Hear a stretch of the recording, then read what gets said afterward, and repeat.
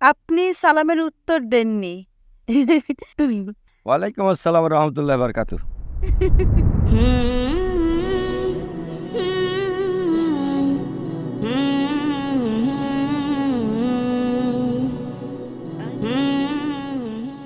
আমি মহারাষ্ট্রের এক পরিবারের মেয়ে।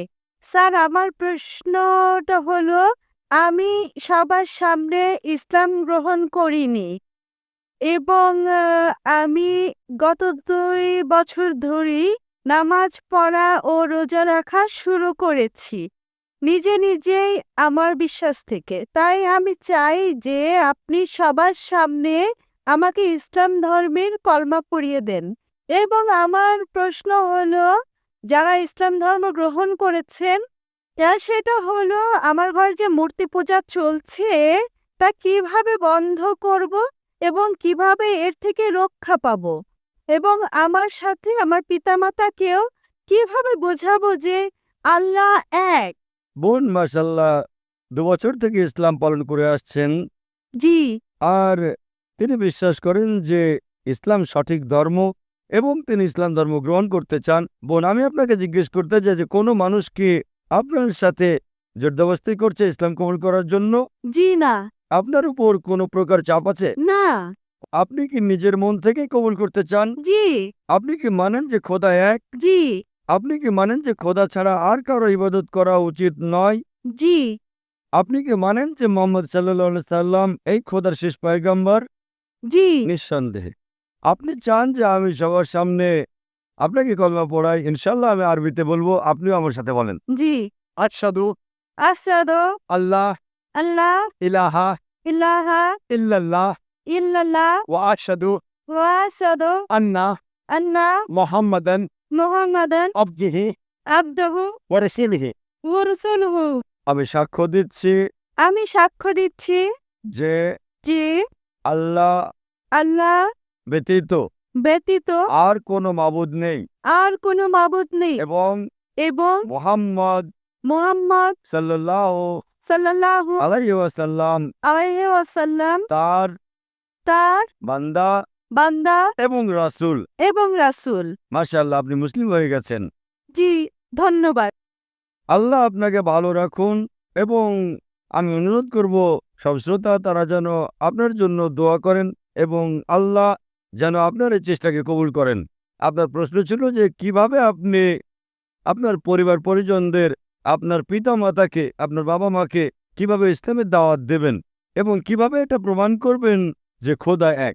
সবার প্রথমে যেভাবে আমি বক্তৃতা দিয়েছি, যেহেতু আপনি একটা মহারাষ্ট্রীয় পরিবার থেকে এসেছেন, সুতরাং আপনি হিন্দু পরিবার থেকে এসেছেন। যদি আপনি আমার ক্যাসেট শুনেন, Similarities between Islam and Hinduism. ইসলাম এবং হিন্দু ধর্মের সাদৃশ্য, আমি অনুরোধ করবো ভলেন্টিয়ারদের তারা যেন আমার পক্ষ থেকে আপনাকে এটা উপহার দেয়।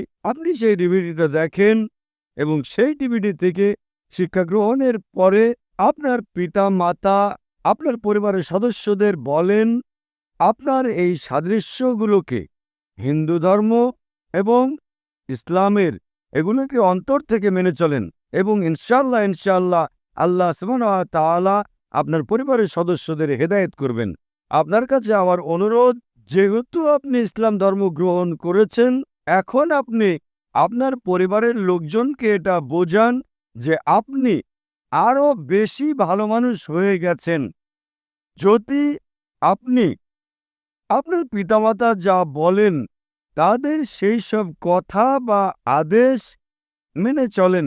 শুধু সেই আদেশ যা আল্লাহ এবং আল্লাহর রাসূলের বিরোধী, যা কোরআন এবং সহিহ হাদিসের বিরোধী, সেগুলো ছাড়া যেসব কথা, যেসব উপদেশ আপনার পিতামাতা আপনাকে দেবেন, আপনি তা মেনে চলবেন। তারা যেন এটা বুঝতে পারেন যে আমার মেয়ে ইসলাম ধর্ম গ্রহণ করে এখন আমাকে আরো বেশি ভালোবাসে, সে আমার কথা আরো বেশি পালন করে, তার আমার প্রতি আন্তরিকতা আরো বেড়ে গেছে। কেননা ইসলামে আছে মায়ের পায়ের নিচে সন্তানের বেহেশত। এই জন্য তাদেরকে আপনার এটা বোঝাতে হবে যে আপনি তাদের আরো ভালো মেয়ে হয়েছেন। শুধু সে আদেশগুলো, কিছু আদেশ যদি তারা দেয় যেগুলো কোরআন সহিহ হাদিসের বিরোধী হয়, সেগুলো ছাড়া তাদের সব আদেশ আপনি মেনে চলবেন। সেগুলো আপনার জন্য যত কঠিনই হোক। উদাহরণস্বরূপ, আপনি পছন্দ করেন হলুদ রঙের জামা, তারা বললেন নীল রং পরো, আপনি নীল রং পরবেন, কেননা নীল রঙের কাপড় পরা ইসলামে হারাম নয়। একইভাবে যেসব কথা আপনার পিতামাতা আপনাকে বলবেন, আপনি তাদের আরো ভালোবাসবেন, আপনি তাদের আরো যত্ন করবেন। এভাবে ওনারা যেন এটা বুঝতে পারেন যে এই নতুন দিন, এই নতুন ধর্ম ব্যবস্থা যা আপনি গ্রহণ করেছেন, এতে বলা হয়েছে যে নিজের পিতামাতার সেবা করো। যেভাবে পবিত্র কোরআন মজিদে বলা হয়েছে সূরা ইসরা সূরা নম্বর 17 17-তে আয়াত নম্বর 23 ও 24, যে আল্লাহ সুবহানাহু ওয়া তাআলার ইবাদত করার পর আপনার উচিত নিজের পিতামাতাকে ভালোবাসা, এবং যদি দুজনের মধ্যে একজন অথবা উভয়ই বৃদ্ধ হয়ে যায়, আপনি তাদের জন্য উফ শব্দটিও বলতে পারবেন না, বরং তাদের সাথে ভালো ব্যবহার করবেন আর তাদেরকে ভালোবাসেন এবং আল্লাহ সুবহানাহু ওয়া তাআলার কাছে দোয়া করেন যে আমার পিতামাতাকে বরকত দাও, এবং যেভাবে তারা শৈশবে আমাকে যত্ন করেছে সেভাবে আল্লাহ তুমি তাদের দয়া করো। সুতরাং ইসলামে পিতামাতার সাথে ভালো ব্যবহার করা আবশ্যক। যদি আপনি ভালো ব্যবহার করেন, ইনশাআল্লাহ ইনশাআল্লাহ আমরাও দোয়া করব আল্লাহ সুবহানাহু ওয়া তাআলা যেন আপনার পিতামাতা এবং পরিবারকে হেদায়েত করেন। আমিন।